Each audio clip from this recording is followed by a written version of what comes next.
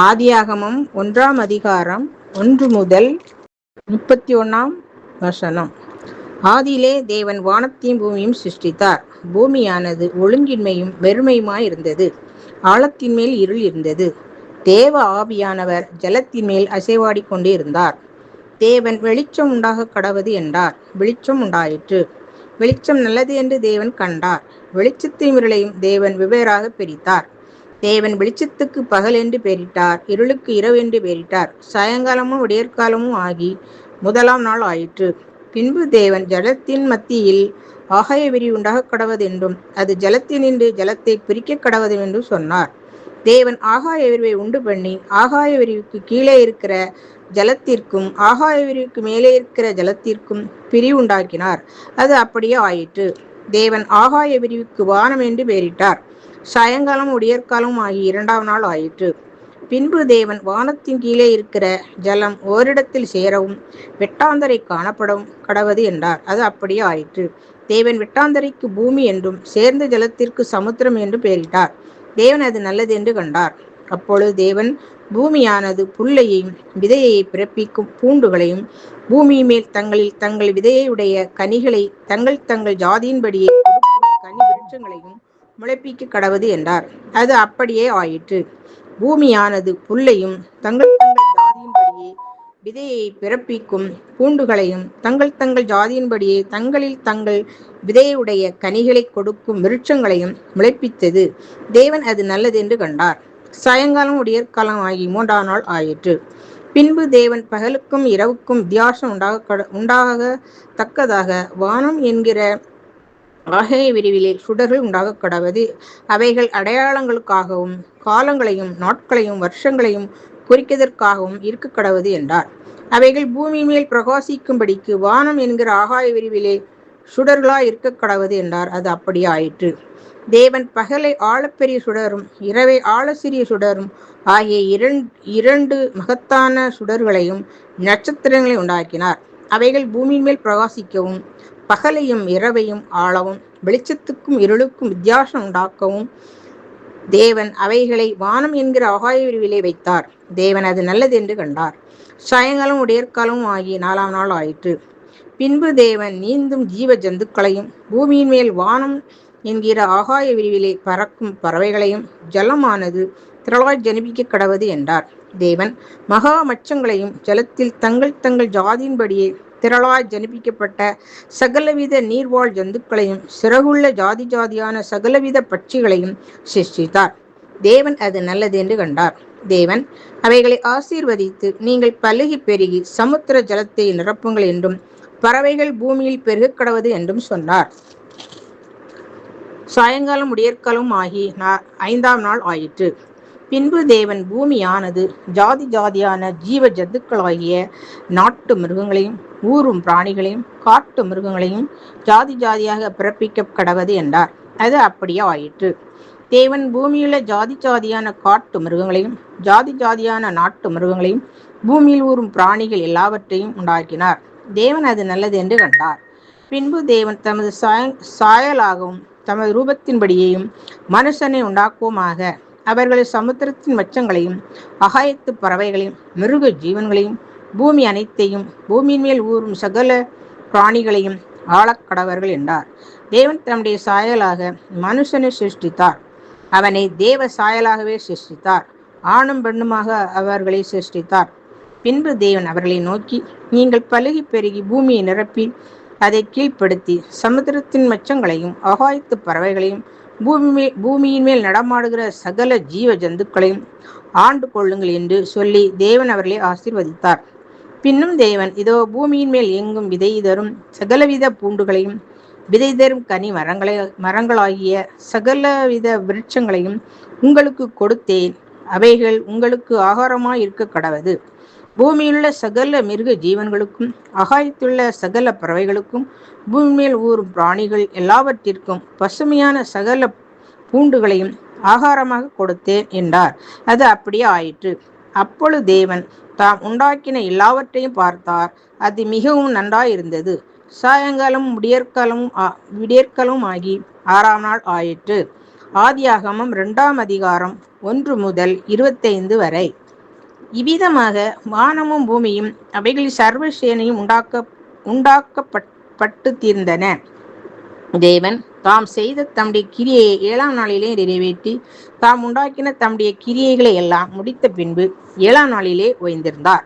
தேவன் தாம் சிருஷ்டித்து உண்டு பண்ணின தம்முடைய கிரியைகளை எல்லாம் முடித்த பின்பு அதிலே ஓய்ந்திருந்தபடியால் தேவன் 7ஆம் நாளை ஆசீர்வதித்து அதை பரிசுத்தமாக்கினார்.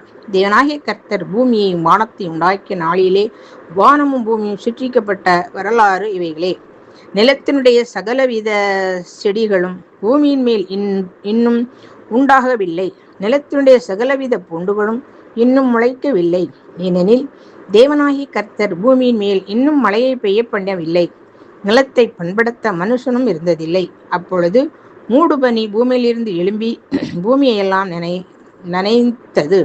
தேவனாகிய கர்த்தர் மனுஷனை பூமியின் மணினாலே உருவாக்கி ஜீவ சுவாசத்தை அவன் நாசிலே ஊதினார். மனுஷன் ஜீவாத்மானானான். தேவனாகிய கர்த்தர் கிழக்கே ஏதேன் என்னும் ஒரு தோட்டத்தை உண்டாக்கி தாம் உருவாக்கின மனுஷனை அதிலே வைத்தார். தேவனாகிய கர்த்தர் பார்வைக்கு அழகும் புசிப்புக்கு நலவுமான சகலவித விருட்சங்களையும் தோட்டத்தின் நடுவிலே ஜீவ விருட்சத்தையும் நன்மை தீமை அறியத்தக்க விருட்சத்தையும் பூமியிலிருந்து முளைக்க பண்ணினார். தோட்டத்துக்கு தண்ணீர் பாயும்படி ஏதேனிலிருந்து ஒரு நதி ஓடி அங்கே இருந்து பிரிந்து 4 பெரிய ஆறுகளாயிற்று. முதலாம் ஆற்றுக்கு பைசோன் என்று பெயர். அது ஆபிலா தேசம் முழுவதையும் சுற்றி ஓடும். அவ்விடத்திலே பொன் விளையும். அந்த தேசத்தின் பொன் நல்லது.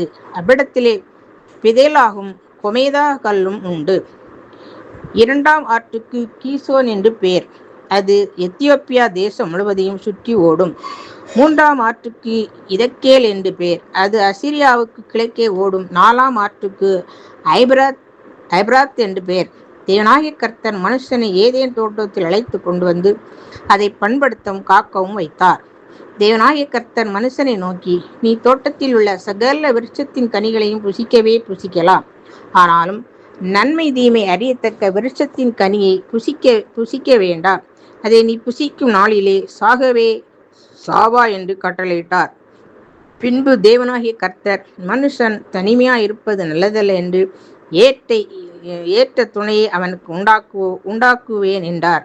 தேவனாகிய கர்த்தர் வெளிச்சம் சகலவித மிருகங்களையும் ஆகாயத்தின் சகலவித பறவைகளையும் மண்ணினாலே உருவாக்கி ஆதாம் அவைகளுக்கு என்ன பெயரிடுவான் என்று பார்க்கும்படி அவைகளை அவனிடத்தில் கொண்டு வந்தார். அந்தந்த ஜீவ ஜந்துக்கு ஆதாம் எந்தெந்த பெயரிட்டானோ அதுவே அதற்கு பெயராயிற்று. அப்படியே ஆதாம் சகலவித நாட்டு மிருகங்களுக்கும் ஆகாயத்து பறவைகளுக்கும் சகலவித காட்டு மிருகங்களுக்கும் பெயரிட்டான். ஆதாமுக்கோ ஏற்ற துணை இன்னும் காணப்படவில்லை. அப்பொழுது தேவனாகிய கர்த்தர் ஆதாமுக்கு அயர்ந்த நித்திரையை வரப்பண்ணினார். அவன் நித்திரை அடைந்தான். அவன் விலா எலும்புகளில் ஒன்றை எடுத்து அந்த இடத்தை சதையினால் அடைத்தார். தேவனாகிய கர்த்தர் நாம் மனுஷனில் எடுத்த விலா எலும்பை மனுஷியாக உருவாக்கி அவளை மனுஷனிடத்தில் கொண்டு வந்தார். அப்பொழுது ஆதாம், இவள் என் எலும்பில் எலும்பும் என் மாம்சத்தில் மாம்சமாய் இருக்கிறாள். இவள் மனுஷனிடத்தில் எடுக்கப்பட்டபடியினால் மனுஷி எனப்படுவாள் என்றான். இது நிமித்தம் புருஷன் தன் தகப்பனையும் தன் தாயை விட்டு தன் மனைவியோடு இசைந்திருப்பான். அவர்கள் ஒரே மாம்சமாய் இருப்பார்கள். ஆதாமும் அவன் மனைவியுமாகிய இருவரும் நிர்வாணியாய் இருந்தும் வெட்கப்படாதிருந்தார்கள். ஆதியாகமம் 3ஆம் அதிகாரம் 1 முதல் 24ஆம் வசனம். தேவனாகிய கர்த்தர் உண்டாக்கின சகல காட்டு ஜீவன்களை பார்க்கிலும் சர்ப்பமானது தந்திரமுள்ளதாய் இருந்தது. அது ஸ்திரீயை நோக்கி, நீங்கள் தோட்டத்திலுள்ள சகல விருட்சங்களின் கனியையும் புசிக்க வேண்டாம் என்று தேவன் சொன்னது உண்டோ என்றது. ஸ்திரீ சர்ப்பத்தை பார்த்து, நாங்கள் தோட்டத்திலுள்ள விருட்சங்களின் கனிகளை புசிக்கலாம். ஆனாலும் தோட்டத்தின் நடுவில் இருக்கிற விருட்சத்தின் கனியை குறித்து தேவன், நீங்கள் சாகாதபடிக்கு அதை புசிக்கவும் அதை தொடவும் வேண்டாம் என்று சொன்னார் என்றார். அப்பொழுது சர்ப்பம் ஸ்திரீயை நோக்கி, நீங்கள் சாகவே சாவதில்லை. நீங்கள் இதை புசிக்கும் நாளிலே உங்கள் கண்கள் திறக்கப்படும் என்றும் நீங்கள் நன்மை தீமை அறிந்து தேவர்களைப் போல் இருப்பீர்கள் என்றும் தேவன் அறிவார் என்றது. அப்பொழுது ஸ்திரீயானவள், அந்த விருட்சம் புசிப்புக்கும் நல்லதும் பார்வைக்கு இன்பமும் புத்தியை தெளிவிக்கிறதற்கு இச்சிக்கப்படத்தக்க விருட்சமுமாயிருக்கிறது என்று கண்டு அதன் கனியை பறித்து புசித்து தன் புருஷனுக்கும் கொடுத்தாள். அவனும் புசித்தான். அப்பொழுது அவர்கள் இருவருடைய கண்களும் திறக்கப்பட்டது. அவர்கள் தாங்கள் நிர்வாணிகள் என்று அறிந்தும் அத்தி இலைகளை தைத்து தங்களுக்கு அரைக்கச்சைகளை உண்டு பண்ணினார்கள். பகலில் குளிர்ச்சியான வேளையிலே தோட்டத்தில் உலாவுகிற தேவனாகிய கர்த்தருடைய சத்தத்தை அவர்கள் கேட்டார்கள். அப்பொழுது ஆதாமும் அவன் மனைவியும் தேவனாகிய கர்த்தருடைய சந்நிதிக்கு விலகி தோட்டத்தின் விருட்சங்களுக்குள்ளே ஒளித்து கொண்டார்கள். அப்பொழுது தேவனாகிய கர்த்தர் ஆதாமை கூப்பிட்டு, நீ எங்கே இருக்கிறாய் என்றார். அதற்கு அவன், நான் தேவருடைய சத்தத்தை தோட்டத்திலே கேட்டு நான் நிர்வாணியாய் இருப்பதினால் பயந்து ஒளித்து கொண்டேன் என்றார். அப்பொழுது அவர், நீ நிர்வாணி என்று உனக்கு அறிவித்தவன் யார்? புசிக்க வேண்டாம் என்று நான் உனக்கு விலக்கின விருட்சத்தின் கனியை புசித்தாயோ என்றார். அதற்கு ஆதாம், என்னுடனே இருக்கும்படி தேவரி தந்த ஸ்திரீயானவள் அவ்விருட்சத்தின் கனியை எனக்கு கொடுத்தாள், நான் புசித்தேன் என்றான். அப்பொழுது தேவனாகிய கர்த்தர் ஸ்திரீயை நோக்கி, நீ இப்படி செய்தது என்ன என்றார். ஸ்திரீயானவள், சர்ப்பம் என்னை வஞ்சித்தது, நான் புசித்தேன் என்றாள். அப்பொழுது தேவனாகிய கர்த்தர் சர்ப்பத்தை பார்த்து, நீ இதை செய்தபடியால் சகல நாட்டு மிருகங்களிலும் சகல காட்டு மிருகங்களிலும் சபிக்கப்பட்டிருப்பாய். நீ உன் வயிற்றினால் நகர்ந்து உயிரோடு இருக்கும் நாளெல்லாம் மண்ணை தின்பாய். உனக்கும் ஸ்ரீக்கும் உன் வித்துக்கும் அவள் வித்துக்கும் பகை உண்டாக்குவேன். அவர் உன் தலையை நசுக்குவார், நீ அவர் குதிகாலை நசுக்குவாய் என்றார். அவர் ஸ்திரீயை நோக்கி, நீ கர்ப்பவதியாய் இருக்கும்போது உன் வேதனை மிகவும் பெருக பண்ணுவேன். வேதனுடைய பிள்ளை பெறுவாய். உன் ஆசை உன் புருஷனை பற்றி இருக்கும், அவன் உன்னை ஆண்டு கொள்வான் என்றார். பின்பு அவர் ஆதாமை நோக்கி, நீ உன் மனைவியின் வார்த்தைக்கு செவி கொடுத்து புசிக்க வேண்டாம் என்று நான் உனக்கு விலக்கின விருட்சத்தின் கனியை புசித்தபடியினாலே பூமி உன் நிமித்தம் சபிக்கப்பட்டிருக்கும். நீ உயிரோடு இருக்கும் நாளெல்லாம் வருத்தத்தோடே அதன் பலனை புசிப்பாய். அது உனக்கு முள்ளும் குறுக்கும் முளைப்பிக்கும். வெளியின் பயிர் வகைகளை புசிப்பாய். நீ பூமியிலிருந்து எடுக்கப்பட்டபடியால் நீ பூமிக்கு திரும்ப மட்டும் உன் முகத்தின் வேர்வையால் ஆகாரம் புசிப்பாய். நீ மண்ணாயிருக்கிறாய், மண்ணுக்கு திரும்புவாய் என்றார். ஆதாம் தன் மனைவிக்கு ஏவாள் என்று பெயரிட்டான், ஏனெனில் அவள் ஜீவனுள்ளோருக்கெல்லாம் தாயானவள். தேவனாகிய கர்த்தர் ஆதாமுக்கும் அவன் மனைவிக்கும் தோல் உடைகளை உண்டாக்கி அவர்களுக்கு உடுத்தினார். பின்பு தேவனாகிய கர்த்தர், இதோ மனுஷன் நன்மை தீமை அறியத்தக்கவனாய் நம்மில் ஒருவரை போல் ஆனான். பொழுதும் அவன் தன் கையை நீட்டி ஜீவவிருட்சத்தின் கனியையும் பறித்து புசித்து என்றைக்கும் உயிரோடு இராதபடிக்கு செய்ய வேண்டும் என்று அவன் எடுக்கப்பட்ட மண்ணை பண்படுத்த தேவனாகிய கர்த்தர் அவனை ஏதேன் தோட்டத்திலிருந்து அனுப்பிவிட்டார். அவர் மனுஷனை துரத்திவிட்டு ஜீவ விருட்சத்துக்கு போம் வழியை காவல் செய்ய ஏதேன் தோட்டத்திற்கு கிழக்கே கேருபீன்களையும் வீசிக்கொண்டிருக்கிற சுடரொளி பட்டத்தையும் வைத்தார் என்பதே. ஆமென்.